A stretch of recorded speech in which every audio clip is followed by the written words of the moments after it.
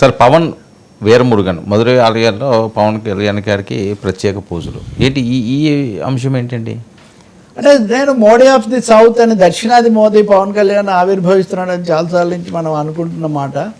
ఇంకా ఆయన సాక్షాత్తు దక్షిణాది కేంద్రంలాగా ఉండే చెన్నై మా తమిళనాడులో, అది కూడా తమిళ సంస్కృతికి నిలయమైన మధురై, ప్రాచీన మధుర నాయక రాజులు ఎప్పటి నుంచో కదా, అక్కడ నిన్న మురుగన్ భక్తార్గల్ మహానాడు అనేది ఒకటి జరిగింది, భక్తవరేణ్యుల సమ్మేళనం.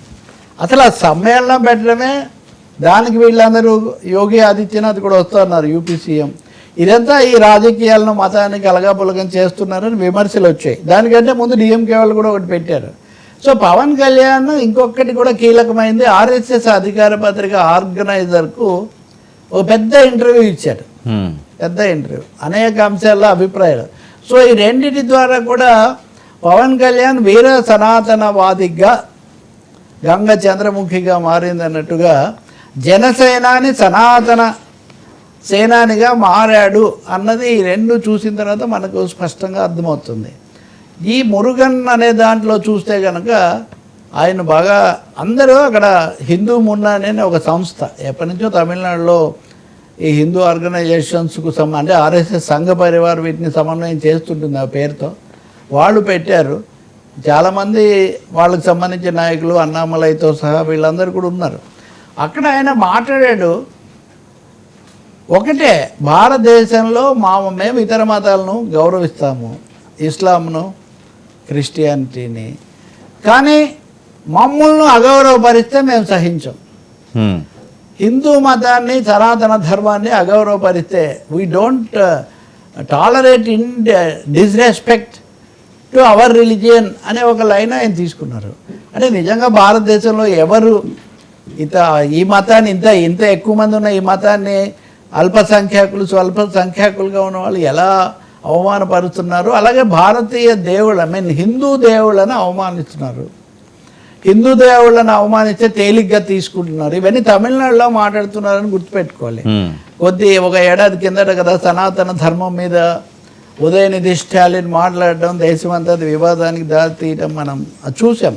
ఎవరైనా కానీ సనాతన ధర్మంలో తీసుకునేవి ఉన్నాయి, తీసుకొని ఉన్నాయి. అందులో రెండో మాట ఏం లేదు, పురాణమిత్యేవ నసాధు సర్వం నచాపి కావ్యం నవమిత్ర వంద్యం అని. పురాణమిత్యేవ అదేమి నసాధు సర్వం, అది కాళిదాస్ కంటే భారతీయ సంస్కృతికి వ్యాఖ్యాత ఇంకెవరు ఉంటారు సార్. కాబట్టి బట్ ఆయన అయితే మటుకు ఈ సనాతనం అని తీసుకొని సెక్యులరిజం, లౌకిక తత్వం వర్సెస్ సనాతనం, ఈ లౌకికవాదులు అనేవాళ్ళు నాస్తికులను కూడా తీసుకొచ్చారు ఆయన. సరే, నాస్తికులు అనేవాళ్ళు దేవుడు లేడంటారు, హిందూ దేవుళ్ళు లేరంటారు, కానీ ముస్లిం క్రైస్తవ దేవుళ్ళను మటుకు వాళ్ళు గౌరవిస్తారు. ఇవన్నీ మరి ఆయన ఈ సూత్రీకరణలన్నీ ఎక్కడ చేస్తున్నారో మనకు తెలీదు. ఇంకొక తమాషా అని చెప్పాడు, ఎవరైనా హిందువులో ముస్లింలో క్రైస్తవులో చర్చికో మసీదుకో పోతే వాళ్ళు చాలా అంకిత భావం కలిగిన వాళ్ళు, నిబద్ధత కలిగిన వాళ్ళు అంటారు, కానీ హిందువులు గుళ్ళకు పోతే మటుకు దాన్ని ఏదో తక్కువ చూస్తారని. ఇవన్నీ కోట్లాది మంది తిరుపతికి వెళ్తున్నారు, లేకపోతే చాలా షిర్డీకి వెళ్తే మళ్ళీ అది కూడా ఒక వివాదమే. ఎవరిని కనకదుర్గమ్మని చూస్తే కొండపై నిండుగా కొలువున్న మాతల్లి కనకదుర్గ నీకు జయజయలని ఎప్పుడప్పుడు ఎవరు అవమానిస్తున్నారు? ఎందుకు ఒక రాజ్యాంగబద్ధమైన ఉప ముఖ్యమంత్రి పదవిలో ఉండి ఆయన ఈ హిందువులు వచ్చే చిత్తర్లు అనేది ఎందుకు తీసుకొస్తున్నారో మనకు అర్థం కాదు. ఆర్గనైజర్కి ఇచ్చిన ఇంటర్వ్యూలో కూడా ఆయన చాలా చెప్పాడు. ఇంకా మధురై దీంట్లో అయితే కనుక వీరులుగా ఉండాలి, ధర్మాన్ని కాపాడే వీరులుగా ఉండాలి. ఆయనకు అక్కడ వేషం కూడా సుబ్రహ్మణ్య స్వామి తాలూకు శూలం పట్టించి ఇది కూడా పెట్టి, ఈ వీరత్వం, ధర్మానికి కట్టుబడి ఉండటం చాలా కష్టం, కానీ దానివల్ల కలిగే ఫలితాలు చాలా ఎక్కువగా ఉంటాయి. నేను ధర్మానికి కట్టుబడి ఉంటాను, సనాతన ధర్మాన్నే కాపాడుతాను అని చాలా బలంగా చెప్పారు. అలాగే వాళ్ళ నాన్నగారి ప్రస్తావన కూడా తీసుకొచ్చారు, గతంలో కూడా తీసుకొచ్చారు. మనకు తెలుసు మా నాన్న కమ్యూనిస్ట్ భావాలు కలిగిన వారని ఎప్పుడు చెప్తుంటారు. గతంలో కొంచెం తప్పుగా మాట్లాడారు వాళ్ళ నాన్న గురించి, సందేహం ఏం లేదు. కానీ ఇప్పుడు మటుకు మా నాన్న నుంచి అవగాహన తీసుకున్నారని చెప్పారు. మరి వాళ్ళ నాన్న కమ్యూనిస్ట్ భావాలతో ఈ మతాల మధ్యలో ఇలా ఇచ్చే అవకాశం లేదు. మరి ఆ విధమైన చెప్పడంలో, వివరణ ఇవ్వడంలో అటువంటిది వచ్చిందేమో నాకు తెలియదు. కానీ ఇంకోటి కూడా తన సినిమా ఎప్పటిలాగే సినిమాల్లోకి వెళ్ళడం అనేది ఏదో యాదృచ్ఛికంగా జరిగింది కానీ నా ఇది కాదు అని చెప్తూ అమీర్ ఖాన్ సినిమాలు లాంటివి చాలా బాగుంటాయని అది కూడా ఒక మాట చెప్పాడు. అంటే భారతదేశం యొక్క వైవిధ్యం ఎవరు కాదనలేరు. దక్షిణాదికి ఉత్తరాదికి తేడా ఉందా లేదా అని కూడా ఆయన అడిగారు. ఇది ఇట్లా చెప్తున్నారు కదా అని.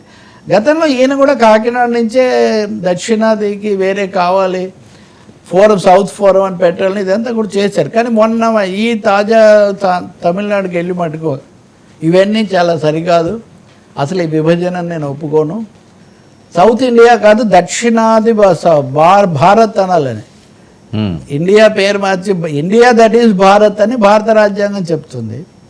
కానీ దక్షిణ్ భారత్ అనే అనాలి దీన్ని అని కూడా ఆయన ఒక ప్రతిపాదన చేశారు. కాబట్టి చాలా విషయాల్లో ఆయన హీఈ్ మూవింగ్ టోటలీ రైట్.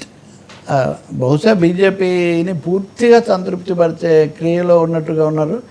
ఆ మురుగన్ సమ్మేళనం అనేది బై అండ్ లార్జ్ రాబోయే ఎన్నికలకు ఎన్డీఏ ప్రచార సభ లాగే వాళ్ళ ప్రసంగాలన్నీ ఉన్నాయి. బహుశా దానికి సేనాని సిద్ధంగా ఉన్నట్టు కనిపిస్తుంది. ఆంధ్రప్రదేశ్ లోకేష్కి అప్పగించి తను దక్షిణ భారతం మొత్తానికి బీజేపీ తరఫున లేకపోతే ఎన్డీఏ తరఫున అంటే బీజేపీ తరఫున కదా ప్రచారకుడుగా వెళ్ళడానికి సంసిద్ధమయ్యారు సుబ్రహ్మణ్య స్వామి సాక్షిగా. ఇంకోటి కూడా చెప్పారు, శివుడు ఉన్నారు, కార్తికేయ అని అక్కడ అంటారు, ఇక్కడ ఇంకోటి అంటారు, సుబ్రహ్మణ్య స్వామి ఉన్నాడు, మీరు మురుగన్ అంటారు, మా తెలుగు వాళ్ళేమో సుబ్రహ్మణ్య స్వామి కుమారస్వామి అంటారు, సుబ్రహ్మణ్య స్వామి కూడా అంటారు. కాబట్టి భారతదేశంలో ఏ పేరుతో పిలిచి అదే కదా చెప్పేది, ఏ పేరున పిలిచినా దేవుడు ఒక్కడే అని రామారావు ఒకే కుటుంబంలో పాడతాడు. ఒకే కుటుంబం ఇది, ఏ పేరుతో పిలిచినా కానీ అన్నదే ఇక్కడ సారాంశం. నిన్ననే నేను ఒక ప్రముఖ ప్రవచనకర్త గారు చాగంటి గారు మాట్లాడిన చూస్తున్నా సనాతన ధర్మం అనే పుస్తకంలో. ఆయన ఏం చెప్తున్నారంటే భారతదేశం పవిత్రమైంది, అన్నీ ఇక్కడే ఉన్నాయి అని చెప్తున్నారు కదా. ప్రపంచంలో చాలా దేశాలు ఉన్నాయి కదా, భారతదేశం ఒకటే అని మీరు ఎలా చెప్తారు అని అడుగుతూ ఉంటారు. ప్రపంచం అంతటి తరఫున ప్రార్థన చేసేటటువంటి దేవుడిని దగ్గర చేసుకునే ఆ బాధ్యత, ఆ పవిత్ర బాధ్యత భారతీయుల మీద ఉంది. ఈ పద్ధతిలో ఉంది అది. అంటే దాని అర్థం ఏంటి? ప్రపంచమంతటిని కాపాడే ఆధ్యాత్మిక శక్తి భారతదేశానికి ఉంది అనుకుంటే ప్రపంచంలో భారతదేశంలో అన్ని మతాలు ఉండటమే కాదు, ప్రపంచంలో కూడా అనేక దేశాలు అనేక మతాలు ఉన్నాయి. అప్పుడు ప్రపంచం అంతటికి ప్రార్థనా స్థలం లాంటిది భారతదేశం అనుకుంటే మతాలు తేడా పెద్దగా ఏమీ ఉండదు. అందుకని ఆ మతం పట్ల ఎలా వ్యవహరించారు, ఈ మతం పట్ల అన్న తేడా అధికారంలో ఉన్న వాళ్ళు చూడటం అనేది బొత్తిగా అవసరం లేని విషయమే. పవన్ కళ్యాణ్ మళ్ళీ ఒకసారి తిరుపతి లడ్డు తర్వాత నిన్న మురుగన్ సమక్షంలో ఈ తీవ్ర ప్రసంగం ఆయన చేయడం చూస్తాం మనం. సార్ అయితే తమిళంలో మాట్లాడారు, తెలుగులో కూడా మాట్లాడారు, 2-3 భాషల్లో. అచ్చమెల్లయ్య అని సుబ్రహ్మణ్య భారతితో మొదలు పెడుతుంటారు. పిఠాపురంలో కూడా దాంతోనే మొదలు పెట్టారు. సార్ సుబ్రహ్మణ్య భారతి మొత్తం భారతదేశం యొక్క మహాకవి అండి. తెలుగు భాషను గురించి కూడా ఆయన కవిత రాశాడు, గొప్ప తెలుగు అన్నట్టుగా. వాళ్ళకి ఈ భాషలు మతాలు తేడాలు ఏం లేవు సార్. అచ్చమెల్లయ్య అంటే అందరం ఒకటే ఉండాలన్నదే మెసేజ్.